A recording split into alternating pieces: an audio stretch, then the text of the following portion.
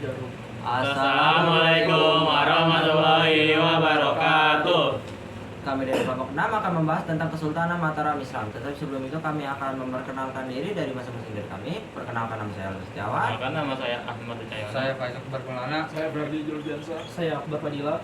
Dari sini saya akan membacakan perawalan dari Kesultanan Mataram Islam. Kesultanan Mataram Islam didirikan pada abad ke-16 oleh Sultan Senopati Raden Setowijaya di Jawa. Kesultanan ini mencapai puncak kejayaannya di bawah Sultan Agung pada tahun 1613 sampai 1645 yang berhasil memperoleh wilayah dan memperkenalkan Islam lebih mendalam ke masyarakat Jawa. Setelah wafatnya Sultan Agung, Mataram mengalami konflik internal dan perang dengan Belanda yang mengakibatkan pembagian wilayah pada 1755 melalui perjanjian Giyanti menjadi dua kerajaan, yaitu Yogyakarta dan Surakarta.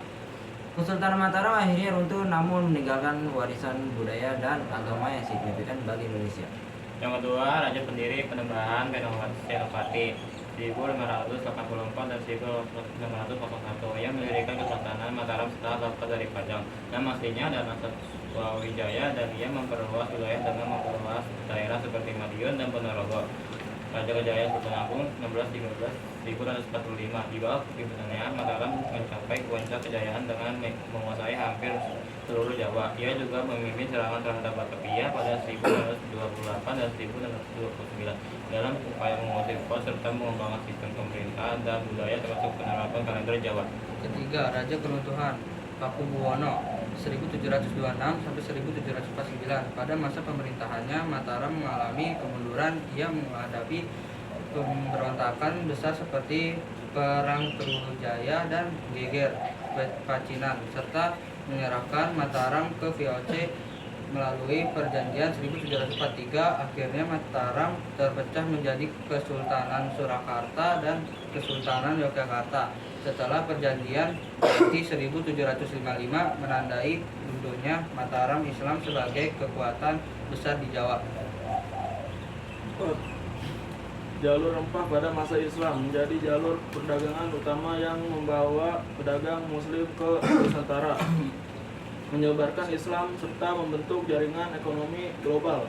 Rempah-rempah seperti cengkeh, pala, dan lada sangat diminati di pasar dunia, menjadikan Indonesia pusat perdagangan strategis. Dampaknya kerajaan-kerajaan maritim seperti Malaka, Aceh, dan Ternate berkembang pesat.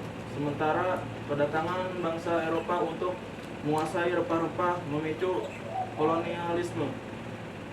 Yang kelima, Kesultanan Mataram Islam sebagai kerajaan agraris tidak terlibat langsung dalam perdagangan rempah.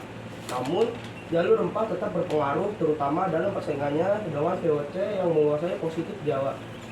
Sultan Agung berusaha mengusir VOC dengan menyerang Batavia pada tahun 1628 sampai 1629, tetapi gagal. Akibatnya Mataram semakin tertekan oleh kekuatan VOC yang akhirnya menyebabkan perpecahan kerajaan melalui perjanjian Giyanti 1755.